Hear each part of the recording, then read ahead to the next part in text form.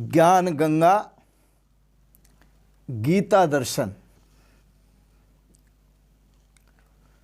पूर्व प्रसंग में आप श्रवण कर रहे थे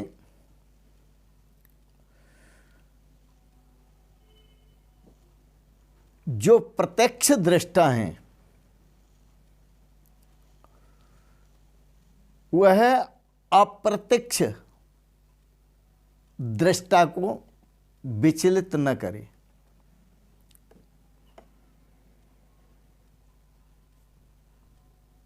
जितने भी कर्म होते हैं वह सब प्रकृति के द्वारा होते हैं। प्रकृति स्वयं अपने आप में बरत रही है, लेकिन जो अज्ञानी पुरुष है कर्ता अहम, वो अपने आप को कर्ता मान लेता है। इसलिए प्रत्यक्ष दृष्टा जो परमात्मा का अनुभव कर चुका है वो अज्ञानी पुरुषों को विचलित न करे, आसक्त पुरुषों को विचलित न करे। ऐसी भगवान प्रेरणा दे रहे हैं। सुने तृतीय अध्याय के 29 और 30वें श्लोक में, प्रकृते गुण सम्मूढ़ः सज्जन्ते गुण कर्मसु तान कृष्ण विदो मंदान कृष्ण भिन्न विचालयेत। भगवान श्री कृष्ण कहते हैं मंदान। मंदान का मतलब होता है शिथिल प्रयत्न करने वाले, धीरे धीरे साधना करने वाले। ऐसे शिथिल प्रयत्न करने वालों को अच्छी तरह परमात्मा के स्वरूप को जानने वाला ज्ञानी चलायमान न करे। प्रकृते गुण सम्मूढ़ा सज्जन्ते गुण कर्मसु, क्योंकि वह अज्ञानी पुरुष है, मूढ़ बुद्धि, वह कर्म में आसक्त होकर कर्म कर रहा है। तान अकृष्ण विदो मंदान, उन मंद बुद्धि पुरुषों को, अज्ञानी पुरुषों को कृष्ण भिन्न विचालयेत, ज्ञानी पुरुष विचलित न करे,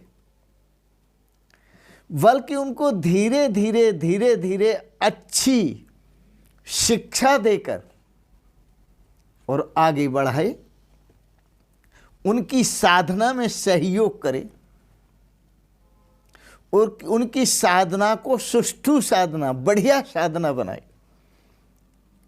प्रेरणा दे जैसे महापुरुष देते हैं, तू कर बंदगी और भजन धीरे धीरे मिलेगी प्रभु की शरण धीरे धीरे। तू कर बंदगी और भजन धीरे धीरे, दमन इंद्रियों का तू करता चला जा, दमन इंद्रियों का तू करता चला जा। बना शुद्ध चाल चलन धीरे धीरे बना शुद्ध। ये प्रेरणा दे भाई, अपनी इंद्रियों का दमन करो। ये इंद्रियां बहुत चंचल हैं। दमन इंद्रियों का तू करता चला जा और अपना चाल चलन शुद्ध बनाओ, पवित्र बनाओ। इससे क्या होगा? बना शुद्ध चाल चलन धीरे धीरे मिलेगी प्रभु की शरण धीरे धीरे मिलेगी प्रभु की शरण धीरे धीरे। कदम नेक राहों पे धरता चला जा, कदम नेक राहों पे धरता चला जा। कदम नेक राहों पे धरता चला जा, बसेगा यह उजड़ा चमन धीरे धीरे, बसेगा यह उजड़ा चमन धीरे धीरे। गुरु सेवा तेरी तेरी देश भक्ति।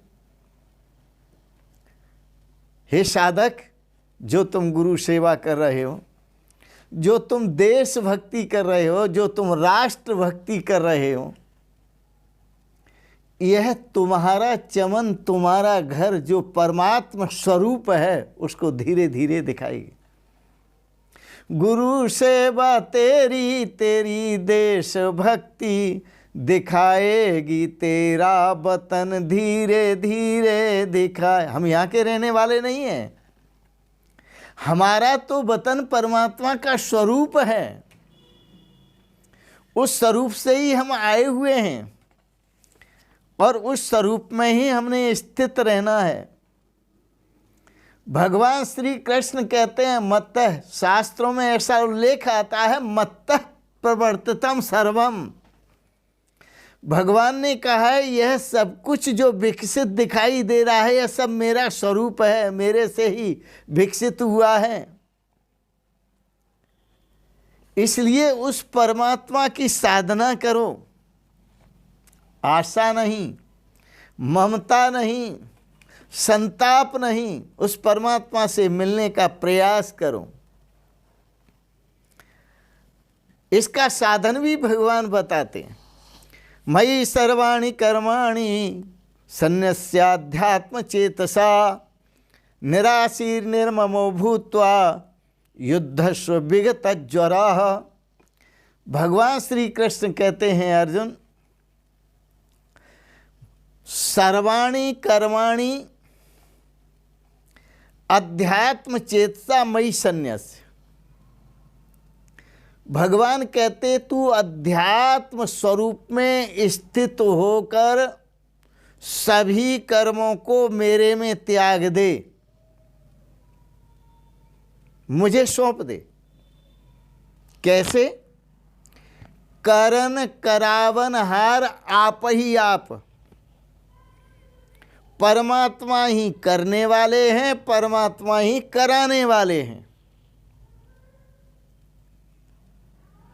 और सब कुछ होते हुए भी परमात्मा में कुछ होता ही नहीं है। अध्यात्म चेतसा, अध्यात्म चेतसा अपने चित्त को मुझ परमात्म स्वरूप में स्थित करके, समाविष्ट करके, लय करके, जैसे योग दर्शन के ऋषि कहते हैं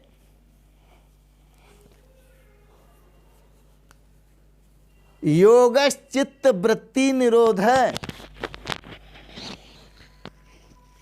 चित्त की वृत्ति का निरोध करना ही योग है। चित्त को परमात्म स्वरूप में समाहित करना, अध्यात्म तत्व में, आत्म तत्व में समाहित करना, यही योग है।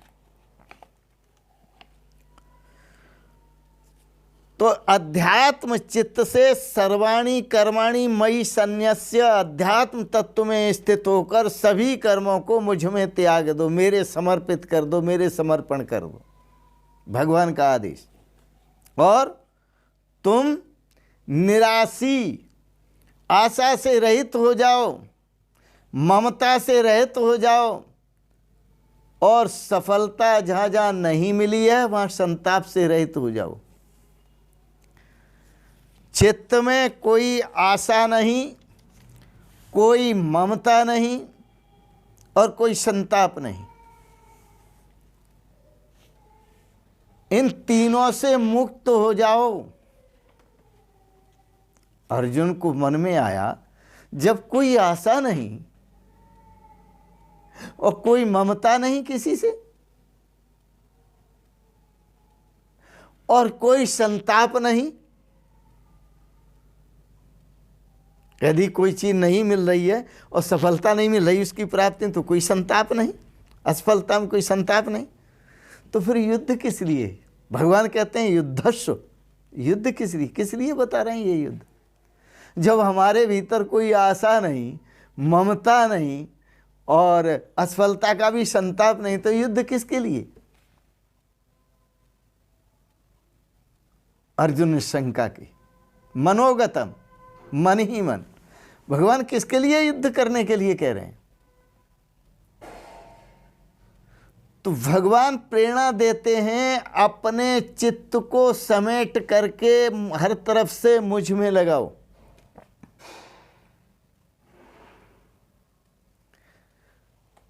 भगवान ने प्रेरणा दी, अर्जुन जब तुम ध्यान पर बैठोगे, समाधि पर बैठोगे,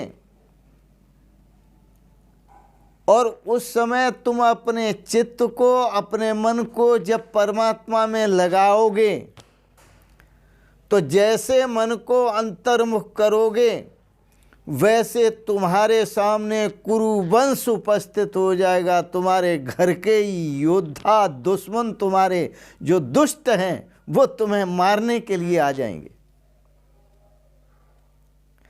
जैसे तुम चित्त को समाधिस्थ करने लगोगे, ध्यान करने लगोगे, तो ध्यान में काम, क्रोध, लोभ, मोह, अहंकार, राग, द्वेष, ईर्षा, मद, मत्सर, आशा, तृष्णा, ये सब एक एक करके आएंगे, सब आएंगे। संकल्प, विकल्प, ये कुरु हैं। इनके साथ युद्ध करना है, और तुम्हें अपनी चतुरंगिणी सेना के साथ युद्ध करना है। विवेक, वैराग्य, सर्थ, संपत्ति, मुमुक्षुता, इनको साथ रख करके युद्ध करना है। विवेक पूर्वक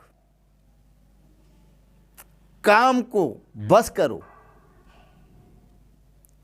विवेक पूर्वक क्रोध को बस करो, विवेक पूर्वक लोभ को, मोह को, अहंकार को, ईर्ष्या को, द्वेष को। यह विवेक शस्त्र है,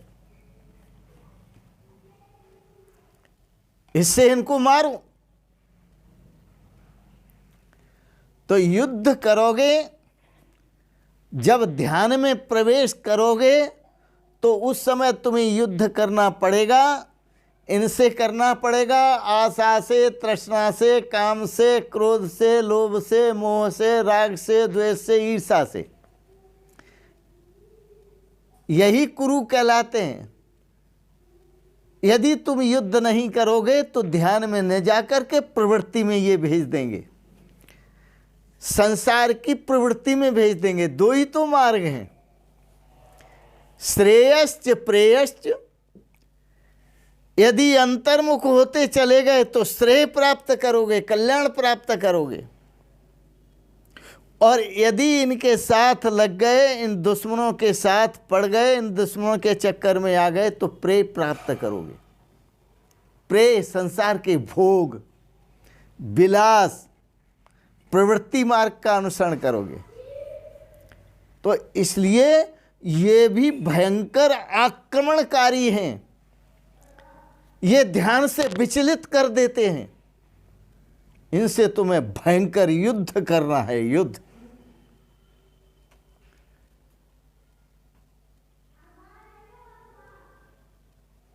बस इनका पार पाना ही युद्ध है,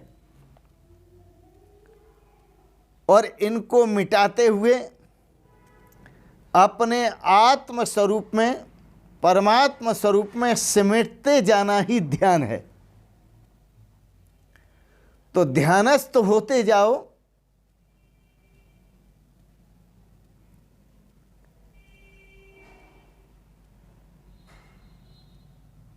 इन काम, क्रोध आदि को, आशा को, तृष्णा को, मोह को, ममता को मिटाते जाओ, ध्यानस्थ होते जाओ। यही धर्म युद्ध है, और ऐसा धर्म युद्ध करना जरूरी है, आवश्यक है।